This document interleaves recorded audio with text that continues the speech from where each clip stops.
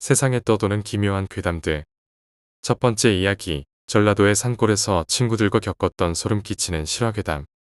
친구들과의 여행 도중 이리저리 차를 타고 돌아다니다가 우연히 발견하게 되었던 어느 산에 잠시 올라가게 되었어요. 그런데 들어가는 순간부터 그곳의 기운이 남다르다는 것을 느꼈습니다.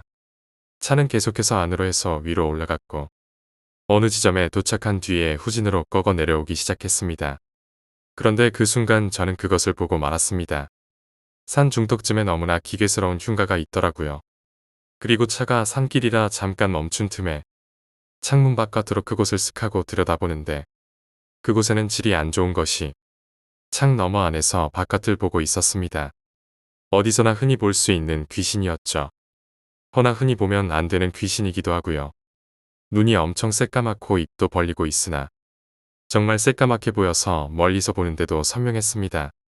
눈이 검고 움푹 패인 입과 눈동자, 그리고 까만 눈과 까만 입, 즉 홀령이 얼마나 깊은 원한을 가지고 있는지 가늠할 수 있습니다. 제 형태조차 잃어버린 거니까요. 낮은데도 불구하고 겁이 나는 정도가 아니라 식은땀이 줄줄 났습니다. 친구한테 미친 듯이 차를 빼라고 외쳤습니다. 그것은 집 바깥으로 나와서 빤히 우리를 바라보고 있었습니다. 그것은 사람들을 끌어들이고 있었어요.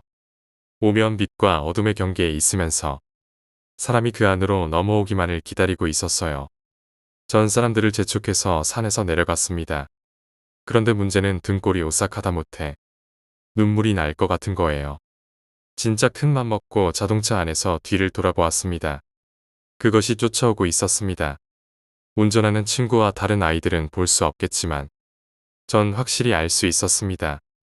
작은 아이들과 성인인 듯한 남성과 여성 모두 그 흉가의 위아래에 옹기종기 서서 저희를 보고 있었습니다. 그것을 전문적인 용어이면서 쉬운 말로는 찍었다라고 하죠. 바로 저와 우리를 찍은 겁니다. 그 중에 유난 길며 머리카락이 긴 여성이 차를 따라오기 시작했습니다. 아마 창 안에서 저와 눈이 마주쳤던 그것이겠지요. 절뚝거리면서 걷는 것이 분명히 죄를 지냈음에도 불구하고 무언가 잘못된 듯 싶었습니다. 하얀 옷을 입었다는 것은 제사를 치러주었다는 것이죠. 처녀 귀신일지도 모르겠습니다. 처녀 귀신은 예로부터 기운이 강해서 머리만 따로 잘라 사거리에 묶거나 하는 일이 많았습니다. 허나 멀리 떨어져 있어서 그런지 목 사이의 경계도 전혀 안 보였어요.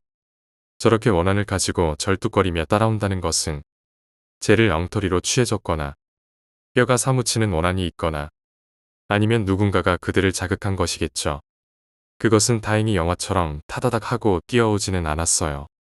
꾸준히 느리지도 빠르지도 않게 따라왔고 전 그 사실을 저밖에 모르니 열심히 속으로 기도를 외웠습니다. 부디 빨리 그것들의 기운이 서려있는 숲을 나오기를 바랬죠. 다행히도 숲을 나와서 도로의 신호등에 섰습니다. 뒤에 창문으로 보니 다행히도 그것이 없더라고요. 그래서 안심하며 창문을 내리려는 순간 그것은 창문에 붙어 있었습니다. 발끝은 숲이 끝나고 도로가 나오는 경계선에 대고서는 몸을 찢어뜨릴 듯이 최대한 기형학적으로 늘려서 창문에 매달려 있었습니다. 검게 누군가 파는 듯한 눈으로 창에 밀착해서 안을 보며 우리를 보고 있었습니다. 너무 놀라서 소리를 지르려다가 그렇게 되면 내가 표적이 되어 정말 일이 생길 것 같아 입을 다물었습니다. 신호가 바뀌고 차가 출발하면서 악착같이 차에 매달려 있던 귀신은 떨어져 나갔습니다. 그리고 저는 뒤를 돌아본 순간 알았습니다. 그 산 옆의 숲이 모두 묘지였다는 것을 말입니다. 이 이야기를 하는 지금도 소름이 돋아요. 그녀는 마지막까지 우리 차를 보고 있었습니다. 그 산에서 나올 수는 없는 것 같았지만 누군가 아무도 돌봐주지 않는 것 같았어요. 전 그날 이후에 약간의 후유증이 있었지만 그래도 시간이 지나니 괜찮아지더군요. 다행히 그것은 저희를 따라오진 못했습니다. 그런 것들을 많이 본다고 하여 적응이 되는 건 아닌 것 같아요. 호기심에 그들을 자극하지 마세요. 정말 가까운 데에 있어요. 정말 상상도 못할 만큼 가까운 곳에 말이죠. 조심하세요. 두 번째 이야기, 엘리베이터 괴담. 오늘도 밤늦게 공부하고 집에 가려고 엘리베이터를 탔다. 평소처럼 13층을 누르고 문이 닫힙니다라는 엘리베이터의 목소리가 들렸다. 거울을 보고 있는데 갑자기 뒤에서 들리는 소리. 문이 열립니다. 그리곤 어떤 아저씨가 탔다. 그 아저씨는 12층을 누르곤 가만히 있었다. 그러더니 갑자기 꺼내는 말 한마디. 13층. 무슨 소리지? 갑자기 13층이라니. 13층은 내가 사는 층인데.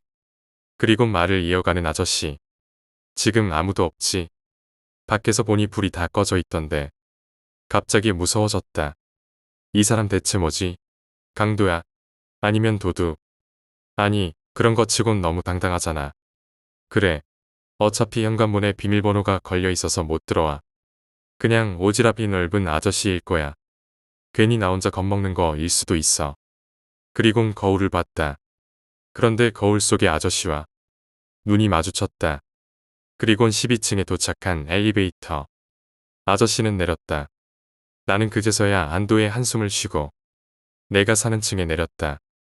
그리곤 혼잣말로 중얼중얼거렸다. 정말 이상한 아저씨네. 남의 집 불이 꺼져 있는 건 왜 체크하는 거지? 가뜩이나 혼자라서 무서워 죽겠는데 말이야. 그렇게 말하며 현관문의 비밀번호를 누르는 순간 비상계단에서 들리는 낯익은 목소리. 뭔가 이상하지 않았나?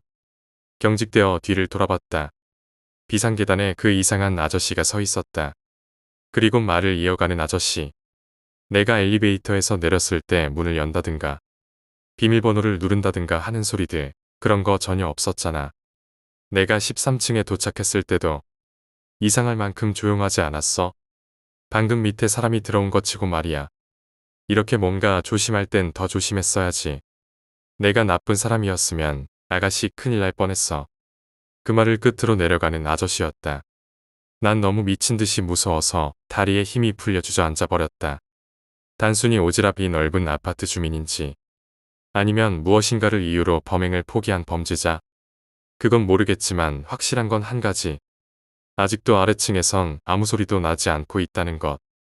나는 앞으로 어떻게 되는 걸까? 설마 죽는 건 아니겠지? 세 번째 이야기, 할아버지와 무당. 선생님은 사법고시를 준비하다가 포기하고 현재는 학원 강사로 유명세를 날리고 계신 분이었다. 비록 사법고시는 나이 탓에 중도에 포기하셨지만 유명세만큼이나 돈을 많이 버시는 것으로 들었다. 조부가 한학자셨기 때문에 마치 청학동과 같은 분위기와 같이 엄한 가정교육 아래서 사셨다고 한다. 그런데 그분은 방학이 되면 집과 그리 멀리 떨어져 있지 않은 큰아버지 댁에서 지내셨다고 한다. 그곳에는 선생님을 친아들처럼 아끼시는 큰아버지와 큰어머니 그리고 조부가 계셨다고 한다. 보통 사람 같다면 집을 떠나 큰아버지 댁에서 머문다는 게 그다지 좋게 느껴지지는 않았을 것이다. 여기서 먼저 알아두어야 할 것은 할아버지는 5대 독자셨고 그래서 겨우겨우 한국전쟁도 피해 가셨다고 한다. 그러다가 결혼을 하시고 큰아버지와 선생님의 아버지를 낳으셨다. 물론 큰아버지를 낳으시고 아들을 하나 더 낳으시려고 딸을 넷이나 줄줄이 더 낳으셔서 총 2남 4녀의 선생님의 아버지는 막내셨다고 한다. 그런데 여기서 웃긴 게 할아버지를 모시던 큰아버지에게는 딸만 셋이고 아들은 없으셨다는 것이다. 사실 여기서 눈치챌 수 있지만 그렇기 때문에 할아버지와 큰아버지는 선생님을 예뻐하시고 극진히 보살폈던 것이다. 사실 선생님도 위에는 줄줄이 누나 셋에 마지막에 막내로 태어나셨다고 한다. 방학마다 할아버지 댁에 선생님이 가셨던 것도 그러한 조부와 큰아버지의 총애 탓이었고 선생님도 어렸을 때 예뻐해 주셨던 큰아버지와 할아버지가 좋았기 때문에 매번 방학에 가는 것이 즐거웠다고 말하셨다. 방학이 되면 한학자셨던 할아버지는 선생님에게 한자와 서예를 가르치셨고 선생님이 조르는 것이면 대부분 다 해주셨다고 한다. 그렇게 어린 시절을 보내고 난 후 선생님은 고등학생이 되어 학업 때문에 멀리 떨어진 곳으로 이사를 가야만 했다. 선생님의 아버지는 자식의 학업도 중히 여기셨지만 할아버지를 비롯하여 큰아버지 그리고 누나들이 살고 있는 지역에서 벗어나기가 곤란하였다. 그렇기 때문에 선생님은 학교 주변에 자취방을 구하고 거기서 공부를 하였다고 한다. 그렇지만 집안이 전통적인 것을 중시하는 집안이다 보니 증조부나 고조부의 기일이 있는 경우에는 선생님도 빠질 수가 없었기 때문에 주말이면 그나마 다행이지만 평일인 경우 학교를 마치자마자 큰아버지 댁으로 버스를 타고 내려가고 다음날 아침이면 다시 올라가는 경우가 비일비재했다고 한다. 선생님이 한창 대입을 준비하던 때였다고 한다. 선생님의 부모님은 학업을 매우 중요하게 여기셨고 선생님도 기대에 부응하기 위해서 굉장히 열심히 공부를 하셨다고 하였다. 그렇지만 가풍은 가풍인지라 학업도 중요했지만 기일이 되면 빠질 수가 없었다. 그러던 어느 날 한창 공부에 지치셨던 선생님은 그날도 학교를 일찍 파하고 할아버지 댁을 찾아가 기일에 참석하셨다고 한다. 선생님 말씀으로는 본고사라는 것이 끝나고 학력고사가 실시된 지 얼마 안 된 시점이었다고 하셨다. 수능 세대 전인 학력고사였다고 한다. 제사가 끝나고 집으로 돌아가려고 하는데 할아버지께서 선생님의 손을 잡으면서 넌 우리 집안의 7대 독자나 마찬가지니 우리 집안에서는 네가 가장 중하다. 알겠지? 이렇게 마치 마지막 인사를 하시는 듯 손을 꼭 잡으면서 신신당부를 하셨다. 그 당시 선생님도 많이 예뻐해 주셨던 할아버지를 잘 따르기도 했지만 시험 공부에 지쳤기 때문에 어서 집으로 돌아가서 자고 내일 아침 다시 학교로 돌아갈 생각뿐이었다고 한다. 더군다나 제사가 12시쯤이 되어서야 시작했고 제사를 마치면 새벽 2시가 가까운 시간이었으니 더더욱 피곤하셨었다고 한다.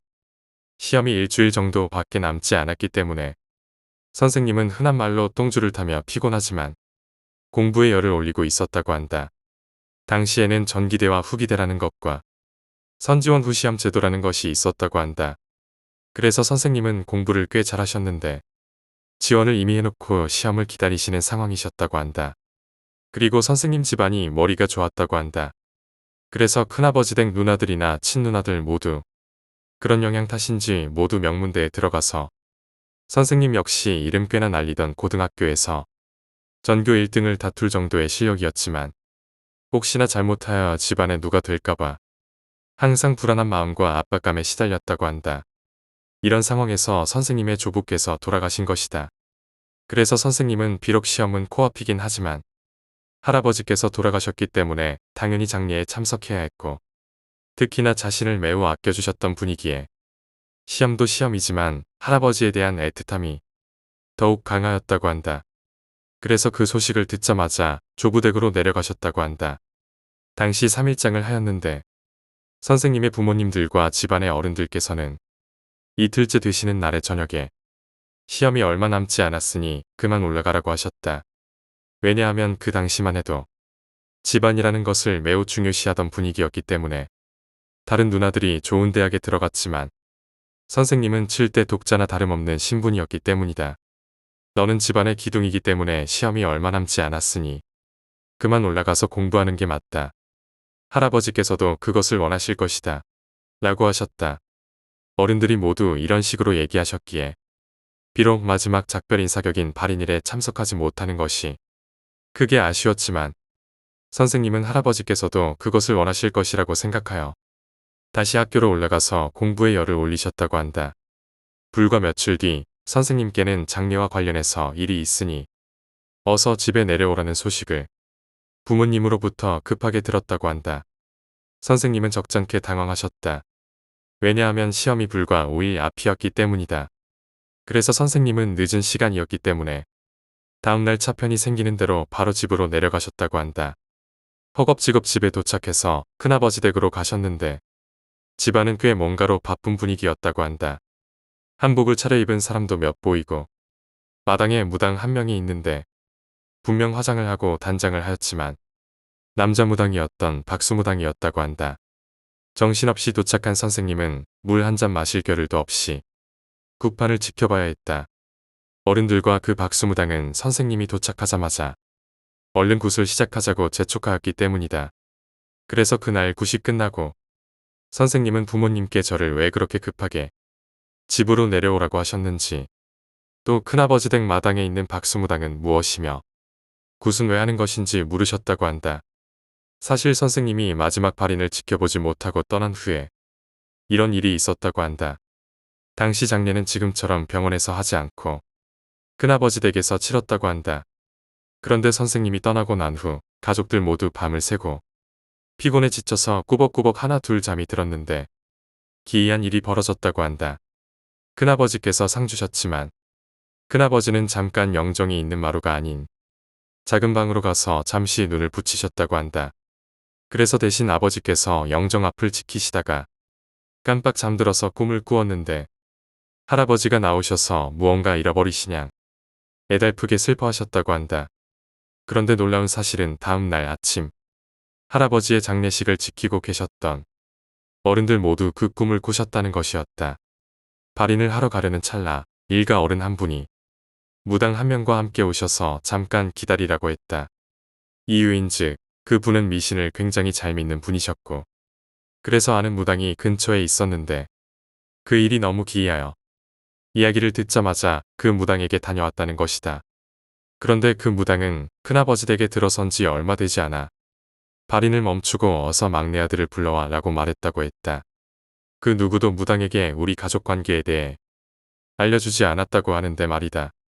그래서 시험이 얼마 남지 않았지만 일이 급하게 부르게 된 것이었고 그 구체적인 이유는 잘 모르고 아마 할아버지가 너를 마지막에 못 보고 가서 그런 게 아닌가 하고 추측만 한다는 것이다. 이튿날이 되어 굿이 다시 시작되었는데 놀라운 일이 벌어졌다. 갑자기 굿을 하던 무당이 멈추어 서더니 선생님의 아버지를 지목하시고는 안타까운 표정으로 지켜보았다는 것이다. 직후 선생님의 아버지께서는 굿판 한가운데 나오셔서는 정말 애절하고 구슬프게 눈물을 흘리며 우셨다고 한다. 그리고서는 정말 놀랍게도 아버지 입에서는 할아버지와 정확하게 일치하는 목소리와 어투가 나왔다고 한다. 그러면서 아버지는 내가 있는 쪽으로 오셔서 두 손을 꼭 잡고는 할아버지 목소리로 할아버지가 많이 미안한디 우리 막둥이 얼굴 마지막으로 안 보고 가면 편히 가지 못할 것 같아서 그랬어. 너는 우리 집안의 기둥인 게 부모님이랑 누나들한테 잘하고 꼭 잘 돼야 쓴다.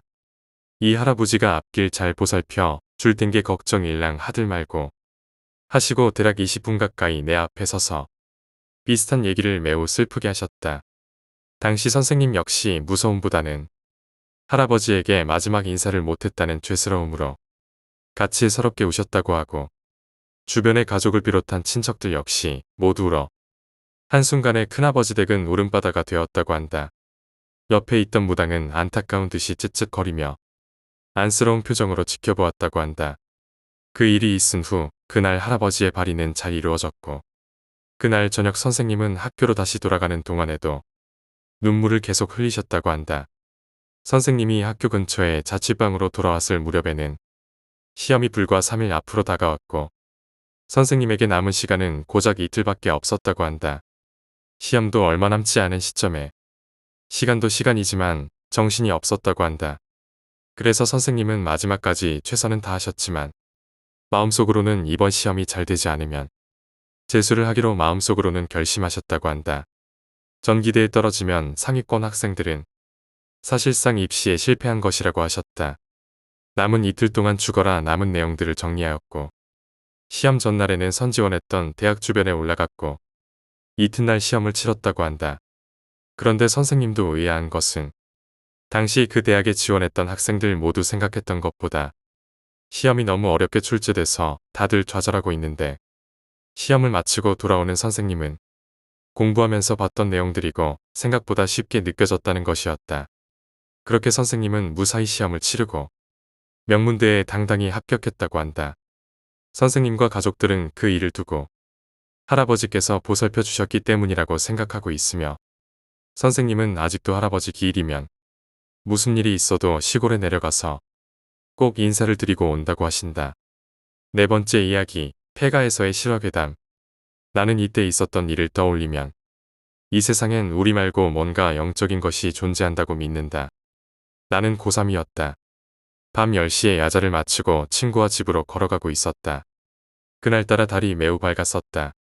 똑같은 패턴의 고3 생활이 지루하여 친구에게 물었다. 우리 심심한데 저기나 가볼까?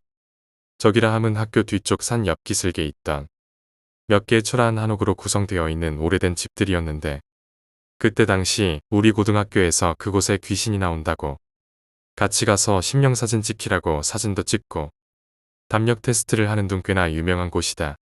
들은 바로는 어떤 사람이 그곳에 자신의 조상들의 사진과 뼈가루를 모셔 놓은 곳이라 들었었다. 지금 생각해보면 관리가 전혀 안 돼 있는 걸로 보아 나중엔 버려져 방치되고 있었던 것 같았다.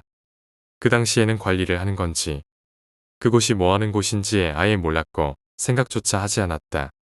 학교에서 조금 내려오다 보면 오른쪽으로 많은 골목들이 나오는데 어느 골목이든 올라가다 보면 널브러진 페인트 공장이 나오고 그 페인트 공장을 따라 옆으로 조금만 올라가면 그 오래된 한옥이 나온다.